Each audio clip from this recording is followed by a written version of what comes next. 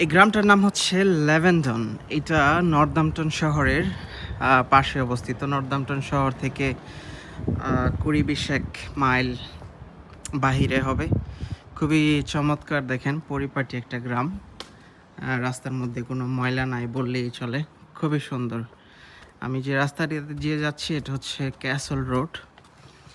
তার মানে হচ্ছে এই গ্রামে ওই সামনে একটা ক্যাসল আছে, যেটা ইন্ডিকেট করে এই গ্রামের একটা সুদীর্ঘ ইতিহাস আছে। মানে গ্রামটা নতুন গড়ে ওঠে নাই, মোটামুটি অনেক বছরের পুরনো একটা গ্রাম। গ্রামের বাড়িগুলো দেখেন, ওই যে জানালাটা কীরকম, দ্যাট মিন্স অনেক পুরনো একটা গ্রাম এবং গ্রামের একটা ঐতিহ্য আছে। যেহেতু রাস্তাঘাট সরু, দেখেন অনেক সময় বাড়ির সামনে গার্ডেন থাকে, বাট এখানে গাড়ির সামনে গার্ডেনও নাই। এই গাছটা দেখতে পাওয়া যায় ইংল্যান্ডের প্রায় সব জায়গায়। এই গাছটা আমার ভালো লাগে। গাছটার পাতাগুলো সবসময় নিচের দিকে ঝুলে থাকে, দেখতে অত্যন্ত চমৎকার লাগে। এখানে এতটুকু পথ আসলাম আর রাস্তার মধ্যে কোনো ময়লা পেলাম না। সব জায়গায় একদম নাইস অ্যান্ড ক্লিন একটা জায়গা। কোনো রকম রাস্তার মধ্যে কোনো ময়লা নেই। অত্যন্ত সচেতন মানুষ আর কি ইংল্যান্ডের যারা থাকে, খুবই সচেতন। ইংল্যান্ডের গ্রামের দিকে আসলে এরকম বিদ্যুতের তার দেখতে পাওয়া যায়, কারণ শহরের দিকে বিদ্যুতের সবগুলো তারই হচ্ছে মাটির নিচে। গ্রামে আসলে আসলে এই জিনিসগুলো দেখা যায়। এই গ্রামের জনসংখ্যা খুব বেশি না, হবে 1-1.5 হাজার লোক মনে হয় থাকে এই গ্রামটাতে। সোফার কোনো স্কুল দেখি নাই বা কোনো দোকানপাট দেখি নাই, হয়তো বা সামনে পাবো। চলেন দেখি। এটা হর্স আনা নেওয়ার গাড়ি। এখানে স্পেশাল গাড়ি আছে, গরু, ঘোড়া, ভেড়া সবার জন্য আলাদা রকমের গাড়ি আছে পরিবহনের জন্য। বাংলাদেশের মতো সব গাড়ি পিক আপ বা ট্রাকে তুলে নেওয়া যায় না, এটা একটা ভালো দিক। সো ঘোড়ার গাড়িটা গেল, এটার মধ্যে ঘোড়া এক জায়গা থেকে আরেক জায়গায় নিয়ে যায়। ইংল্যান্ডে ঘোড়ার রেসিং অনেক বেশি জনপ্রিয়, অনেক মানুষ এই ঘোড়ার পেশায় নিয়োজিত আছে।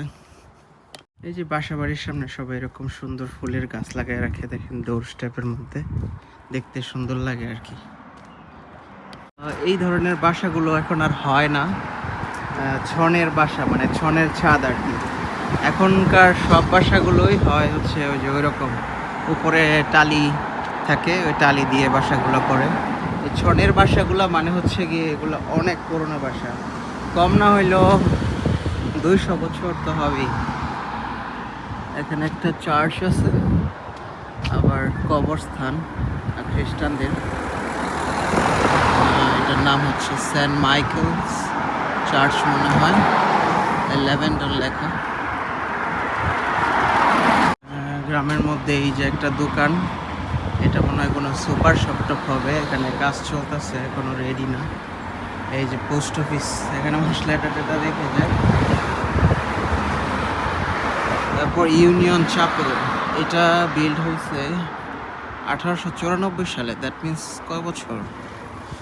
মাই গড, মানে এই গ্রামের বয়স অ্যাটলিস্ট 300 বছর বলা যায়।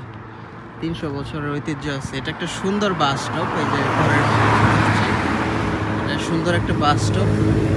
এখানে একটা দ্বিতীয় বিশ্বযুদ্ধের মেমোরিয়াল আছে। আর কি পরিমাণ আপেল ধরে আছে দেখেন, এই দেশে প্রচুর আপেল হয়। এই বাসাটা অনেক সুন্দর, আমার কাছে এই ধরনের বাড়িগুলো অসাধারণ। এটা হচ্ছে এই গ্রামের একমাত্র পাব, মানে হচ্ছে গ্রেট পাব। এখানে খাবারও পাওয়া যায়। আর হচ্ছে গিয়ে ভিলেজ হল, লাল পানির দোকান আর কি, মানুষজন এখানে এসে লাল পানি খায়।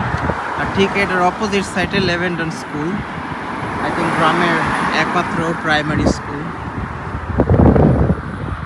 খুবই সুন্দর। এই পাবগুলোতে নর্মালি এরকম হাতে লেখা বোর্ড থাকে। এই যে বোর্ডটা দেখতেছেন, এটা সম্পূর্ণ হাতে লেখা বোর্ড। ওরা চাইলেই প্রিন্ট করতে পারে, কিন্তু এদেশের এটা একটা ঐতিহ্য। আপনি গ্রামে বা ঐতিহ্যবাহী পাবগুলোতে যাবেন, সবগুলোতেই হাতে লেখা বোর্ডগুলো পাবেন। এখানে হ্যাঁ, এটা বোঝা যায় এটা যে হাতে লেখা, কিন্তু আসলে অ্যাকচুয়ালি এটা হাতে লেখা।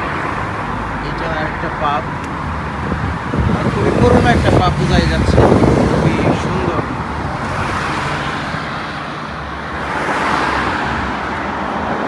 এটাই ছিল ইংল্যান্ডের ল্যাভেন্ডার গ্রাম। যাই হোক, খুব ভালো লাগলো আপনাদের সাথে এই গ্রামটা শেয়ার করতে পেরে। আপনারা হয়তো ইংল্যান্ডের গ্রাম সম্পর্কে ছোট্ট একটু ধারণা পেয়েছেন। আবার দেখা হবে অন্য আরেকটা ভিডিওতে। চলেন গ্রাম থেকে বের হয়ে যাই। আল্লাহ হাফেজ।